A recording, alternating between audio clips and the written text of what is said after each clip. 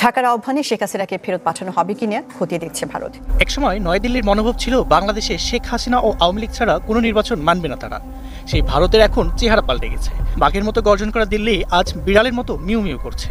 বেকায়দায় পড়ে নিজের ইজ্জত বাঁচাতে 180 ডিগ্রি অ্যাঙ্গেলে ঘুরে গেছে মোদির ভারত।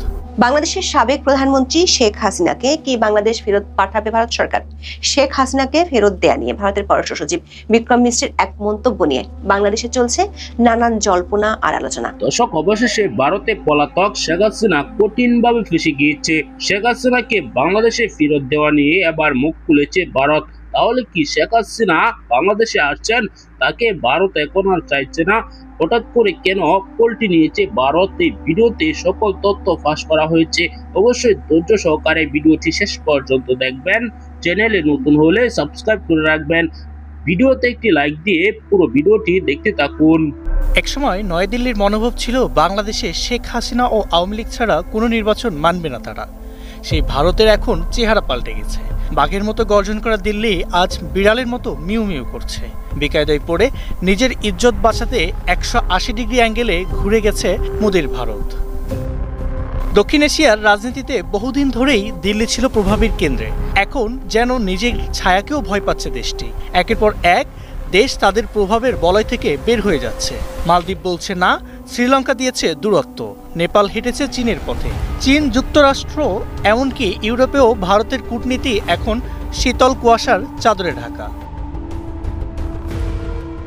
এই নিঃসঙ্গতার মুহূর্তে বাংলাদেশের প্রতি ভারতের কণ্ঠ নরম হয়ে উঠেছে।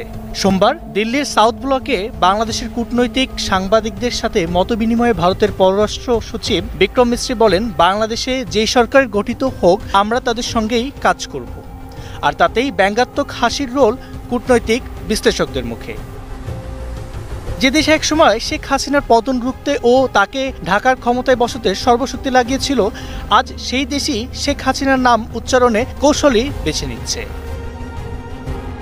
শেখ হাসিনাকে ফেরত দেওয়ার অনুরোধের বিষয়ে বিক্রম মিশ্র বলেন, এটি একটি আইনি ও বিচারিক বিষয়। এই মুহূর্তে এর বেশি মন্তব্য করা উপযুক্ত নয়। মিশ্রির কণ্ঠে এখন বিনয়, কিন্তু সেই বিনয়ের পিছনে লুকানো এক পরাজয়ের ইতিহাস। বন্ধুত্বের ভাষা বলা হচ্ছে এমনভাবে যেন তাতে আত্মরক্ষার আবেদন মিশে আছে। বিক্রম মিশ্র বলেন, বর্তমান সরকার নির্বাচিত না হলেও ভারত শুরু থেকেই এই সরকারের সঙ্গে কাজ করেছে। প্রধানমন্ত্রী নরেন্দ্র মোদী ইতিমধ্যেই প্রফেসর মোহাম্মদ ইউনূসকে অভিনন্দন জানিয়েছেন। দক্ষিণ এশিয়ার রাজনীতিতে ভারতের গর্জন ফিকে হয়ে গেছে। একসময় যে সুরে নির্দেশ দিত, আজ সেই সুরেই অনুনয় শোনা যায়। সময়ের চাকা ঘুরে গেছে, বাঘের গর্জন হারিয়ে গেছে ইতিহাসে। আর ভারতের মুখে এখন কেবল বিড়ালের মিউ মিউ। ঢাকার আহ্বানে শেখ হাসিনাকে ফেরত পাঠানো হবে কিনা খতিয়ে দেখছে ভারত। একথা জানিয়েছেন দেশটির পররাষ্ট্র সচিব বিক্রম মিশ্র। জানিয়েছেন, জনগণের ভোটে বাংলাদেশে যে সরকারই আসুক তাদের সাথে কাজ করবে দিল্লি। ভারত থেকে মুর্শিদ হাসিবের রিপোর্ট। মানুষে মানুষে যে বন্ধুত্বের কথা বলা হতো আগে, বাংলাদেশ ভারত সম্পর্কে তার ঘাটতি দেখা যায় 5 আগস্টের পর থেকে। যদিও দেশটির পররাষ্ট্র সচিব সফর করেছেন, তবে কাটেনি ফারাক। বৈঠক হয়েছে দুই দেশের সর্বোচ্চ লেভেলে, সেখানেও খুব স্বচ্ছতা আসে নাই। বাংলাদেশের পক্ষ থেকে বলা হয়েছে, সম্পর্ক স্বাভাবিক করতে দেশটিকে এগিয়ে আসতে হবে। এমন এক পরিস্থিতির মধ্যেই সোমবার সকালে দিল্লির সাউথ ব্লকে diplomatic correspondent association of Bangladesh DCAB সদস্যদের সঙ্গে মত বিনিময় করেন দেশটির পররাষ্ট্র সচিব বিক্রম মিশ্র। 24-এর গণঅভ্যুত্থানের পর ঢাকা দিল্লি সম্পর্কের অবনতি, পলাতক সাবেক প্রধানমন্ত্রীকে আশ্রয়, জাতীয় নির্বাচন, সীমান্ত হত্যা এবং তিস্তার অমীমাংসিত বিষয়গুলো সহ উঠে আসে আলোচনায় আরো অনেক কিছু। বাংলাদেশের জাতীয় নির্বাচন প্রসঙ্গে পেশাদার এই কূটনীতিক বলেন, দ্রুত সময়ের মধ্যে বাংলাদেশের নির্বাচন আশা করে তার দেশ। India is firmly in favor of free, fair, inclusive and participatory elections in Bangladesh, and it is in favor of these elections being held at the earliest possible time.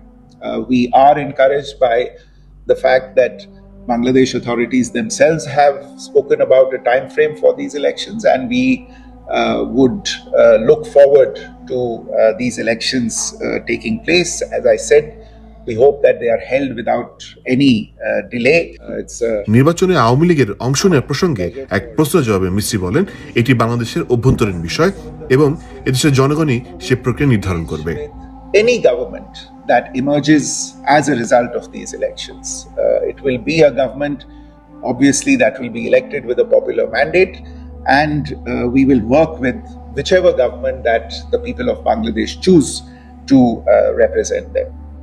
Sheikh হাসিনার ফিরিয়ে দেওয়ার বিষয়ে জানতে চাইলে বিক্রম মিশ্রি বলেন, এটা বিচারাধীন বিষয়। This is a judicial and legal process. It requires engagement and consultations between the two governments.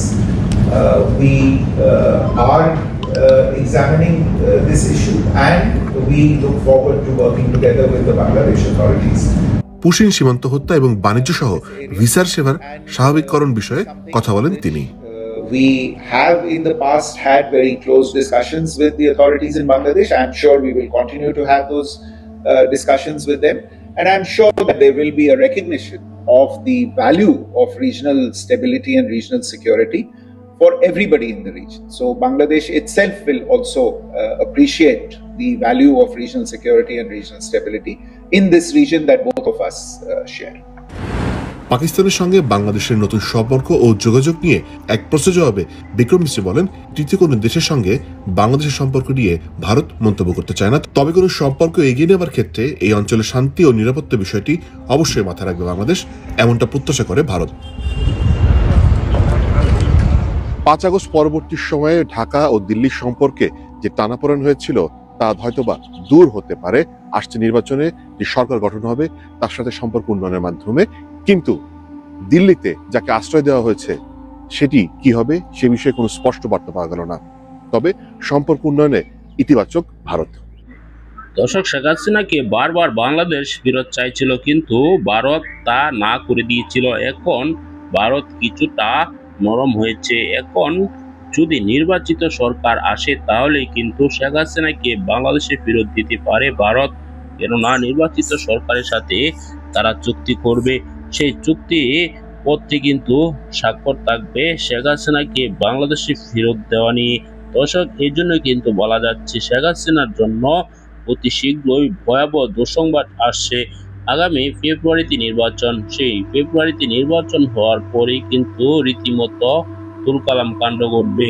দর্শক, অনেকেই মনে করছেন শেখ হাসিনাকে যদি বাংলাদেশে ফেরত দেয় তাহলে শেখ হাসিনার ফাঁসি হয়ে যাবে।